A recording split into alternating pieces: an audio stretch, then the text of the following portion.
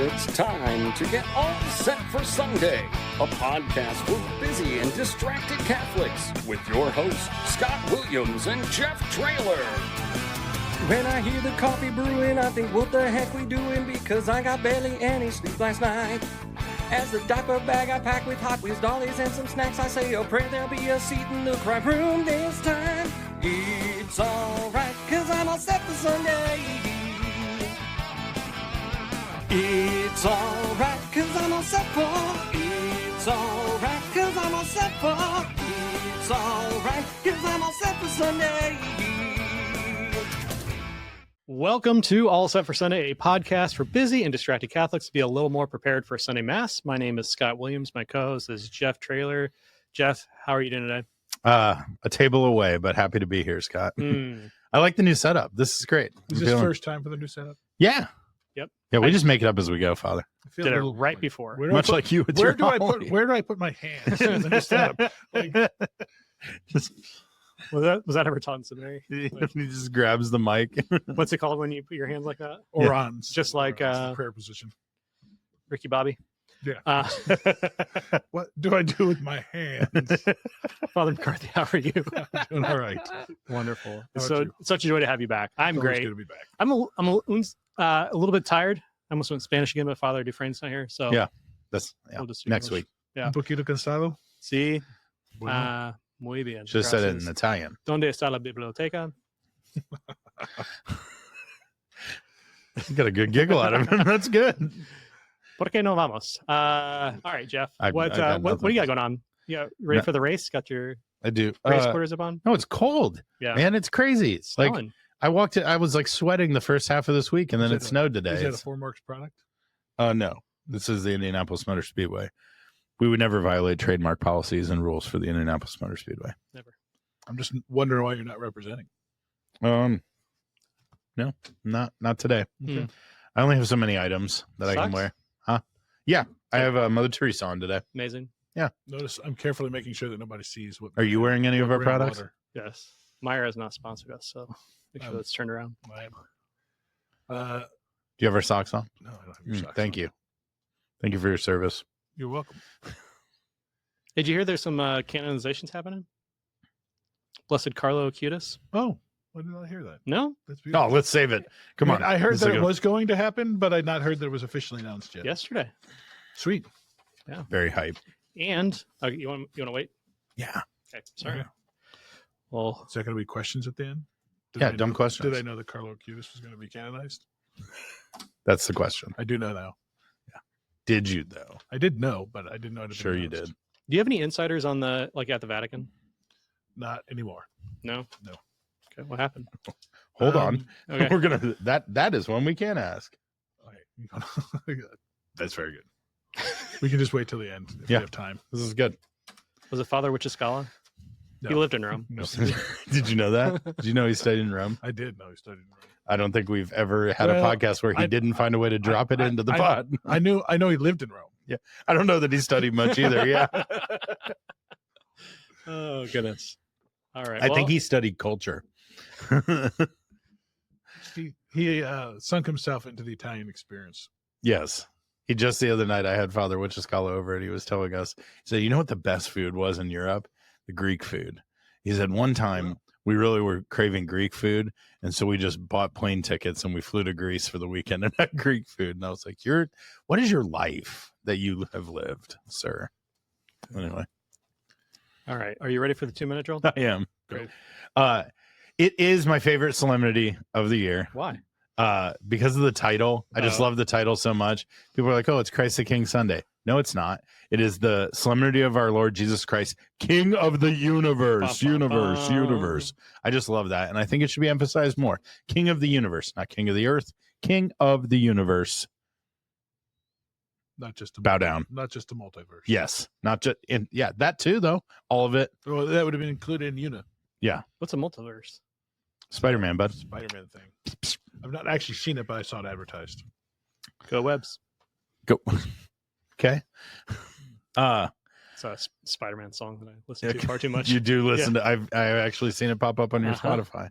All right. Our first reading comes from Daniel chapter 7, 13 to 14.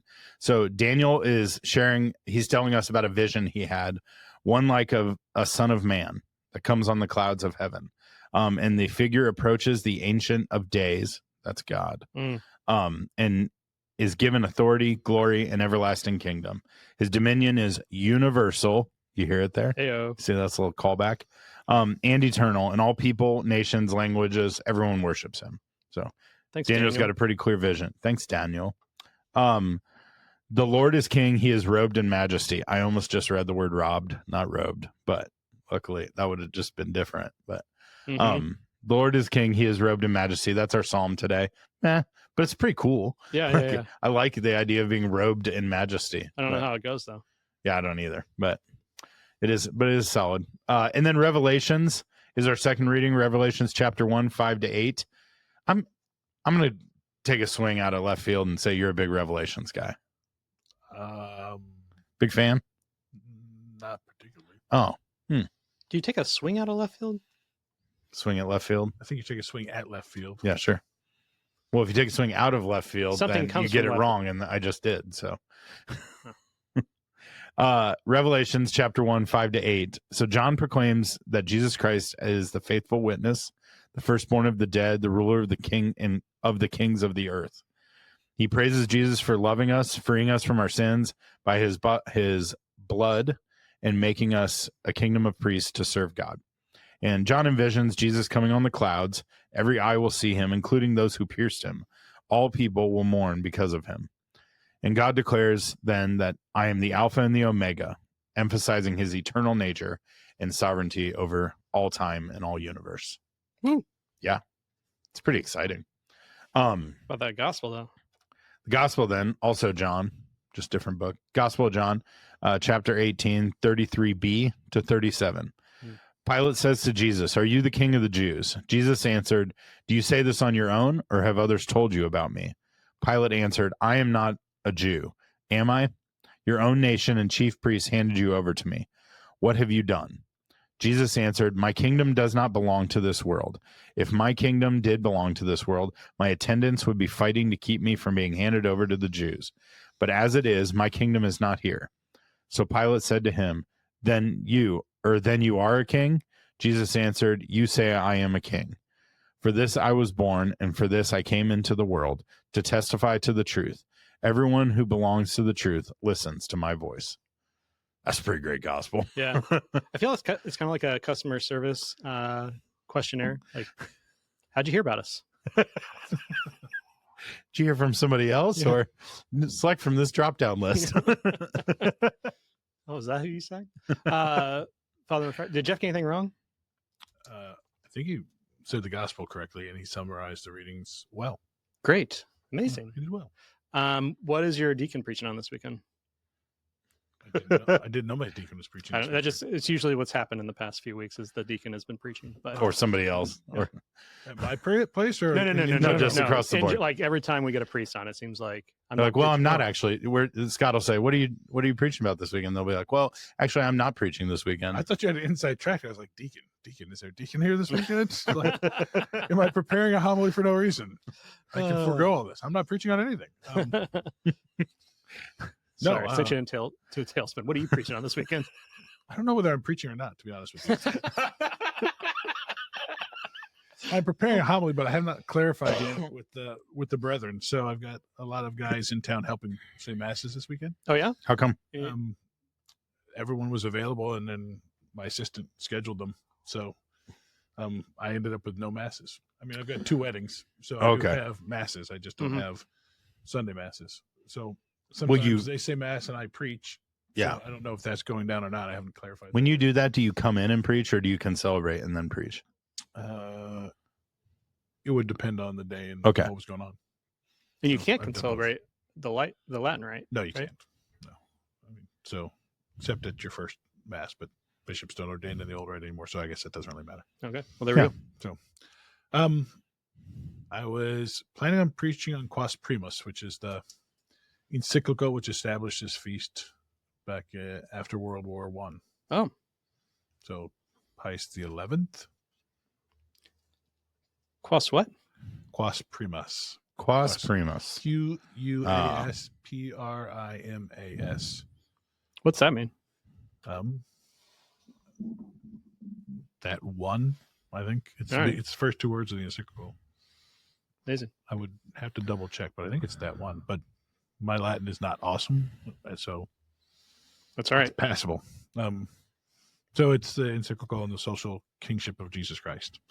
So in the light of all of the failed monarchies and Christian kingdoms after World War I, where everything was just kind of ripped apart, and then the rise of socialism and nationalism, the Pope kind of threw down and said, hey, we have to remember that the ultimate authority in this world is still Christ the King, that he's the one who is the rightful ruler of this world, even if he doesn't always make his rulership felt. Because until then, it was clear with Christian kingdoms, particularly, that they saw themselves as ruling under God. That was the way it was supposed to go. And I mean, our pledge allegiance, we're one nation under God. Mm-hmm. So kings saw themselves as ruling kind of in the place of God as a steward. And in the light of modern democratic movements, modern nationalist movements, socialist, communist, specifically atheist movements, the idea was that the power to rule either resided in the person who had the power to rule, kind of an Nietzschean Superman, or with the population as a whole, with the people. The Pope wanted to point out the fact that no, real authority, real power to rule always still comes from God, from Christ the King, that he's of the universe. Of the universe. Like he is the king of the universe, and that everyone, in as much as they exercise authority, they're exercising authority under him, and he's going to hold all of them accountable for the way in which they exercise that authority, because they're doing it on his behalf. Whether they know it or not, they're still doing it on his behalf. Mm-hmm. And so I was going to present that kind of structure, and then talk about how it applies to us currently, in the sense that we live in a democracy, and sometimes we lose focus of the fact that as Christians living in democracy, we're not actually ruling our nation, but we're actually stewards in God's place. And so every time we do something that is involved politically, we're actually exercising divine authority, and we're going to be held accountable for that. So like voting is a huge deal for us as Christians, because in as much as we share in our own governance, like you and I, and we share in our own governance, we're participating in ruling the world with Christ the King. And like the steward who left and came back, he's going to come back and say, what did you do with the authority which I left with you? And he's going to ask an accounting of it. So we can't wash our hands of involvement in politics and just simply say it has nothing to do with me, because we live in a democracy. Actually, I mean, that's the sad part about living in a democracy. We all share in the decisions of the democracy, and we all hold culpability for them. So at least when you have a bad king, it wasn't my fault, I had no say in that decision, but actually in a democracy, we all have some say in the decision, so we all are partially culpable. We're all accountable for what our nation does. Are we also culpable if like we don't do anything? Like if somebody doesn't vote, is that? Yeah. What if like you don't vote for retaining the judge in a specific county because you don't know who that judge is? Hypothetical. So you have a responsibility to try to educate yourself as best, to the best of your ability, in what all those different judges or positions might be. Sometimes it's hard and difficult, and sometimes there's a definite lack of transparency, like school board positions. If you live in Marion County, school board positions, you're just like, they run at large. There's no political parties. Right. You might be able to find a rough biography of someone in some theory, but few people would have. I guarantee she's got a Facebook page. You just go check that out. If you have Facebook, but well, you ask somebody to print out a Facebook page for you. Yeah, it's true. Sally, please print out. I don't think she has Facebook either, but I believe that. No, I mean, there's other, you can, I often find people who I trust who are involved in politics, and I say to them, hey, you follow this stuff. Tell me about the different candidates. So yeah. I'm not saying you have to do all the footwork yourself. If you have someone you trust who's involved in politics, you can just say, tell me about this. Hey, do you know anything about these school board positions? Do you know anything about these judges? In fact, I'm going to going to leave the person out, but there's a lawyer I know who's kind of involved in that side of law and politics and judges. And I just said, hey, give me a rundown on the judges. Like, you know me, who should I vote out or who should I vote to be retained? And he's like, well, I think you'd like this guy because of this and this, and gave me a rundown. And I wrote it all down and took it with me into the ballot voting place. I was like, yeah, you're gone. You stay. Gone. You're cool, Stays you're down. cool. Not cool. So, yeah, I mean, but it's a grave responsibility. And it's one of the beautiful things about living in a democracy, but it's not just us making a decision. It's us ruling on behalf of God, like is his stewards. So it's also a grave responsibility that we do the best we can. And we don't just get to wash our hands. The other thing is, just from a simple justice perspective, we're all held accountable for decisions versus there are nice things and be like, yeah, it was his fault. Like that dude, like he's the one who made that decision, not me. So yeah, talk about that responsibility we have. So I wish the timing had been a little earlier because it'd been nice for a pre-voting thing, but a post-election thing, I can just remind people that they should have. Now you can. But it's also a reminder that I did say something to my people about voting. Yeah. But, no, but not only a reminder that you should vote and you should vote with an informed conscience, and you should do so because ultimate authority relies with Christ as King of the universe, and we have the responsibility to help influence the earthly authority because we are a part of a democracy. But on top of everything else, the idea that that responsibility doesn't stop the day you vote. No. Whoever is elected, whether you like them or not, you still have the responsibility to try to influence the world around us, because that is what a democracy provides for us. For good or for bad, you can't abdicate that authority. Just like you can't just say, well, I live in Great Britain, but I choose not to recognize the authority of the king. Like, you live in Great Britain, you can say you don't recognize it or not, but you're under the king's authority. No, that's a limited constitutional monarchy, but nonetheless, you're under his authority because you live there. In the U.S., if you're a citizen, you can't abdicate the fact that you're living in a democratic republic, whatever you want to call it, and then you have a certain amount of authority. You can't just say, I'm washing my hands of it. Like, I'm not. No, you live in a country that is that way. So you can emigrate to somewhere where they have a dictatorship, and say, well, I had no part in that decision. But, and that as Catholics, we have the moral responsibility then to constantly be thinking about how we can. We have to engage. Yeah. Like, you don't have the right to just disengage. You have to engage to some extent. We do have the right to leave. You have the right to leave. Yeah. You can leave. Move to Canada. Emigrate. Vatican City. Yeah. Vatican City, I mean, there you go. I mean, you're not responsible there. That's true. You can't vote. Actually, I think there's only technically one citizen of Vatican City. There are really? Permanent residents, but I think technically the only citizen of Vatican City is, I think, the Pope. I think that was part of the Concord with Italy. So but is there someone can make a comment and correct me if I'm wrong about that. Put in the show notes. Wait, does that mean that there is a citizenship process for the Pope when he is elected? Yeah. Or is it covered in that? You are Pope. Does he have to submit passport paperwork to get? I don't know what. And if no one else can be a citizen, who makes you citizen? I don't know if he travels with a passport. Does that mean there's two citizens right now? What? The Pope and the Pope? Or there were when we had two popes. Sorry, remember that same? I didn't. I don't know. I forgot. I don't know the rules on that. I had to pause there, but yeah. But at that point, were there two? Because that's fascinating. I don't know.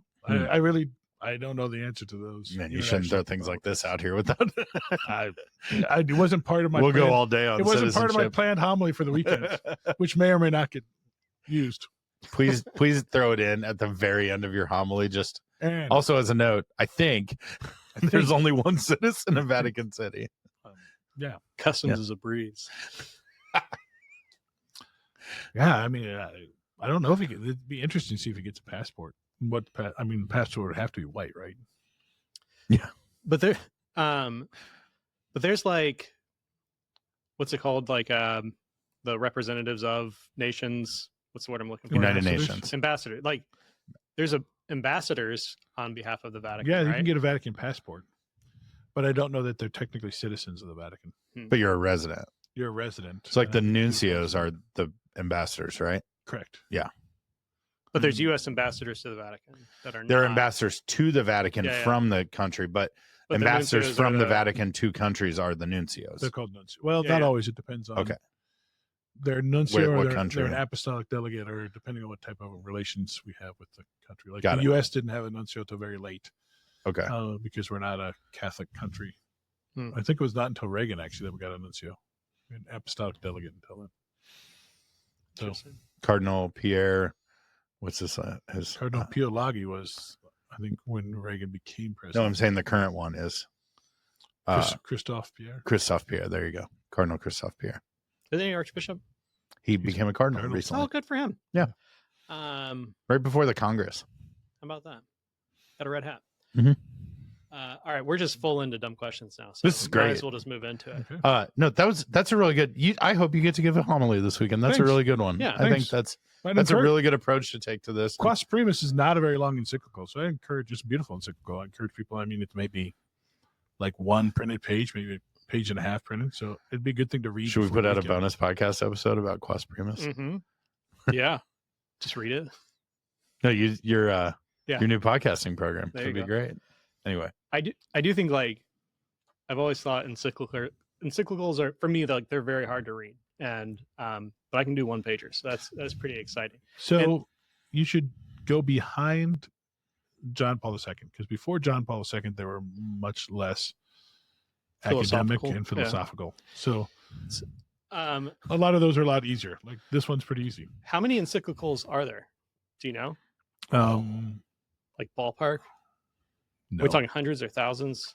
I mean, thousands probably all in all. I mean, you'd think. More than a bingo card? I don't know when they started officially calling papal letters encyclicals versus exhortations versus whatever they might. I mean, encyclical is just a letter, right? Just a fancy word but for different than letter. an apostolic letter. Well, there's an exhortation. So there's an apostolic exhortation. There's an encyclical. And I don't know when those distinctions in the level of teaching and what type of teaching it was and where it was coming from. I don't know when those developed. I don't know that history very well. You know who should we ask? Wichiscala. Father Wichiscala. He might know that, actually. That might He be lived his in Rome. alley. he lived over there. He probably wrote them. Mm-hmm. I don't know that he wrote many, but he might have. Many. Ghostwriter. He's got Vatican insiders. Maybe he knows. Yeah. Many of the encyclicals had ghostwriters, for sure. Yeah. Oh yeah. You would have to think, right? Like it's Like sometimes- presidential speeches, and like you hear the stories of Hey, you look at the papal calendar, it's like, when did you write this? Sometimes we know who the ghostwriter was, sometimes not. Like JP2 is also unique in that most of his encyclicals were not largely ghostwritten. Yeah. He had a lot to do with them. And then some he would write an outline for and then send to people for comment and additions, and then come back and he would kind of be the final editor on. Did he ever send you any? No, but I had a professor who helped write Fides et Ratio. Wow. Yeah. That's cool. Yeah. That's cool. Do you get to hang that like on your wall? You should. No, I don't. I think you just don't. No, like tell did anybody. him. I once like, knew a man who knew a man. No, like him. Like that he should get like a little plaque that you can hang like next to your diploma. So helped write. he never mentioned it at all, but 3 other people told me. Mm. By the way, he was part of that. And then when John Paul II came to town on one of his visits, he actually came and spent time individually with that guy for like an hour or 2. Oh wow. So that also gives kind of credence that That they might know each other. they know each other a little bit. That's cool. Yeah. Where was this professor? He was the dean of philosophy school at Catholic University. Wow. That's awesome. Great. What other dumb questions you got? Well, first off, it was announced officially this week, end of an era. Your pastorate, your term as pastor is Yeah. up, correct? Where was it At- announced officially? In the Criterion. Well, this coming weekend. I believe so, yes. Okay. But I know you announced it at your masses, correct? I did. I was going to say, I don't think I'm spoiling anything. Like it's out there, but, yeah. So 12 years, 12 correct? years. You've been at Holy terms. Rosary, end of an era. Like truly, would you put yourself as the most influential, the best pastor that Holy Rosary has ever had? And There's no way. Please note that I'm saying this because I know Father Peter Marshall listens to this podcast. He was never pastor. Oh, he was? Okay. He was just great. an administrator. Okay. He was probably the most influential administrator they ever had. He says he brought back Italian Fest. He did. Yeah. That's a pretty influential. Yeah. I did not. I can't take credit for that. I take credit for very little Holy Rosary. So Monsignor Shadle was there for, I think, 13 years. And he came in and inherited a strong but small parish and continued to help it grow. And I just tried to keep building on and preserving the things that were already there. Yeah. So Holy Rosary, in the unique nature of being a personal parish and celebrating the Latin Rite, it's limited who can become pastor there, correct? Because of the form of masses that. Correct. There's only about a half dozen guys who say the traditional Latin Mass, the Mass of 1962, whatever the refer to now. The Mass of St. John the 23rd of 1962. The old Latin Mass. Yes. There's only about a half dozen guys in the diocese who do that. So can you still train people to do that? Can somebody still learn to do that, or is it like an official process? It is an official process that has to be submitted to Rome, and it doesn't seem that Rome's giving a lot of permissions to new guys to learn it or to have permission to say it. So, and anyone ordained after there's a date, whatever the date of the Traditionis Custodes was, anyone ordained after that date has to ask for special permission. And anyone ordained before that date has permission as long as they got approval for it beforehand. And I don't know the whole technical process because I'm just grandfathered in. Yeah. But it's like a certification. Like somebody has to sign off that like you do know how to do this. You can't just like figure it out. Like, yeah. Okay. Close enough. Thank you. That was good of you. No, I mean, there's no like, it's not really well outlined on the whole process. But it is like documented somewhere. Yeah, you have the bishop has to write and say, I've given this guy permission to do this. Is it okay? And Vatican has to write back and say, yeah, it's okay. So here's my question. Like, what does that say? Should we be worried about like the future of the celebration of that Mass at this parish if there's only a half dozen or so priests of our 100 and whatever there are in the diocese who can celebrate? Talk to the bishop about things, and we talked specifically about this Mm-hmm. because last year, I mean, he told me last year that he was planning on limiting to the normal 2 terms, and at the end of my second term that he wanted to be full-time just at the seminary because he appointed me to the seminary. Ooh, breaking news. I think you already knew that. I mean, I knew you were there. I didn't know it was full-time. That's exciting. Yeah. Good. So, and it was full-time from the get-go. So Mhm. he's like, this will only be this 2 full-time thing for a year. And at the end of your term at Holy Rosary, you'll just continue on at the seminary and finish your term there at the seminary. And Wonderful. maybe get opted for another one, but that's years off now. And that's the way it was actually published in the Criterion. So, Okay. I've known that this is like coming. Yeah. It's likely. And I'm fully expecting at the end of this year that my term's over, not to be there, and they're going to move another priest in. I also know that things are tight on priests in the archdiocese, and there's a limited number of priests who can do the old Mass. So I don't expect to be there, and my understanding is I'm moving on, and the diocese has made it clear. So I just don't know how they're going to backfill, but there's half dozen guys. Yeah. And it's one of those guys. Yeah. I guess what I was saying is like, is there the thought that like down the road, we like every 3 or 4 years, we should probably submit for somebody to be trained in this so that we can so that we always have somebody we always keep a couple guys around who can to like do this for this community. This is a piece that is. So there's enough younger priests doing it. I mean, I'm actually on the older side of the priests who do it. Okay. And so there's enough guys who are, 20 years younger than I am who do it already, who have permission to do it already. So I don't think that has been a major concern at this point. So they'll just fight for the spot. Got it. All right. It's going to be a reality television show, or I guess we don't even have television shows anymore. Yeah. A reality podcast show? Is that stream? I don't know. Yeah. Limited series. Limited stream series. The fight for Holy Rosary. Oh, this would be fantastic. Special. We give them each thuribles and No, we have to train them. Like we're gonna measure Like your number of gladiators. paces up the aisle. Let's see that genuflection. Nope. Yep. Yeah. Blind taste test. You're needed in touch. You're out. For those reasons, you're out. You're gonna have the Russian judge. I'd give him a 9.1. I'm thinking like Top Chef with like three of you up there at the like just criticizing the tiniest little like. Oh man. All right. Second, I have another. This is a real dumb question. All right. That's saying a lot. I know. Hail Mary. You all know the prayer. Full of grace, Yes. etc. Okay. Just Among etc. or amongst? What do I say? What is right? What is correct? Well, it would depend on. So I think. Blessed are you among women or amongst women? Well, that's where you said you. So I would say if you're saying you, would be among. But if you blessed art thou amongst, I would say. Okay. So if you're going to use the thou, I would use the amongst. If you're going to go to the you, I would use the among. So blessed art thou amongst. I'm generally Hail Mary, full of grace, the Lord is with thee. Blessed art thou amongst women, and blessed is the fruit of thy womb, Jesus. But if you're Hail Mary, full of grace, the Lord is with you. Blessed are you among women, and blessed is the fruit of your womb, Jesus. So this came up because I was coaching volleyball this year. We every time before the start of a game, break of every time out, we would pray the Hail Mary. Yeah. But I noticed that my volleyball team was about split between among and amongst. And then I looked it up and I found three different versions. It's always thou. It was always thou, but I found three different versions online on like but always thou Catholic, always thou, but they were different between among, like two were among. I would imagine one was there's amongst. more than one official allowed translation of the Hail Okay. Mary.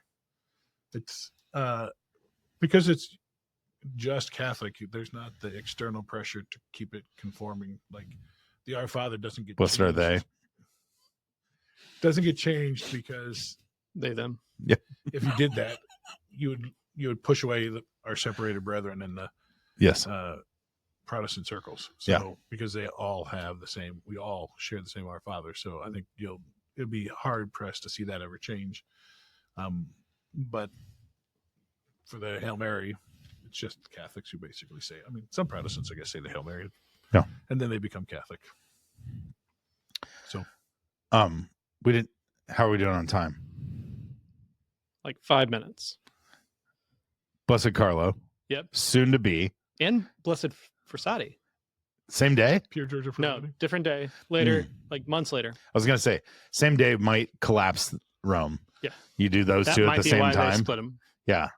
There's only so many hipstery restaurants for millennials and people to go to celebrate those two saints. Yeah, actually. I know. No, this is it's amazing. My daughters like came home yesterday. The second I got home late, and the second I hit the door, this is all they wanted to talk about was Carlo, Blessed Carlo, becoming Saint Carlo, August or April 27th. 7th, I think. Yeah. I think 2025. Yep. Yeah. So coming very soon, which is super exciting. For sure, at least of our age, like the most modern saint, first millennial saint. Mm-hmm. What are your thoughts on this? What do you got for us? It's exciting. What? It's a beautiful thing. He's a great saint. I'm glad to see him raised to the dignity of the altar. Have you ever been to a canonization before? I never have, actually. Oh, yeah. No, I've been by like before and after when it's gone on, where they still have the tapestries up, but I've never been to one. I've known one person who went when St. John the 23rd was canonized with some other guy. They did it on the same day. There's a bunch of people for Mother Theodore Guerin's. Yeah. I was going to say John the 23rd was canonized the same day as John Paul II. So it was one of those funny things where like John the 23rd was like people were there for John Paul II, right? And it was like, oh, John the 23rd. But Ron Colley sent a group with Chuck Weisenbach leading the group. And he tells incredible stories of like, it was just wall to wall human beings lined up overnight, like waiting to get in. Like he said, he's just never been like worried that like he had like freshmen in high school with him that he's like, I was worried people were going to get crushed. We were like locked arms while we were walking because we were nervous we're going to lose people. Like, but he said just this incredible and beautiful experience. And it was when I was working at Ron Colley at the time, and we had students come in and did like an overnight and watched the canonization live streamed at like 3 a.m. That's the awesome. auditorium. Yeah, it was really awesome. So you can't just like put out lawn chairs and save your spot, come back. No. I mean, they were in An hour line. before. They were in line for like I feel like he told us like 15 to 20 hours. They stood in line just to walk in to then be in there for through security. Yeah. So I believe that. Yeah, and then eventually like security even just like stopped. It was just like go. Like it just was nuts. You're So, never going to get close enough at this point in time, so it won't. yeah, whatever. Yeah. Like we'd love to see you get that close. Yeah. Good luck. So anyway, I think it's gonna be cool. I know I've watched a stream of people online just rapidly booking trips to get over there, which I think is amazing. I think it's really awesome. It was the first thing my girls said to me when I got home last night. It's like, we should go to this. I was like, well, all right, maybe. Let's see. I was at an event last week, and there was kind of a round robin question happening of who do you think of when you think of the word holiness? And someone that was at the table said Father McCarthy. So I thought you should know that. And yeah, makes me super uncomfortable. Yeah. But yep, that's what we're going for. Yeah, thanks. Yeah. That's all I got. That wasn't a question, but no, that's really cool. Need to say it. I promise to attend your canonization. If you are canonized, I'm still alive. Yep. Thank you. I will lock arms with you. Thank you. Yeah. Thank you. All right. That's all the time we got. Good to be a saint. Thank you, Father, for joining us once again. We'll be back here next week. Probably not the same time or the same place. Maybe a different table. Yeah. Bye. Bye.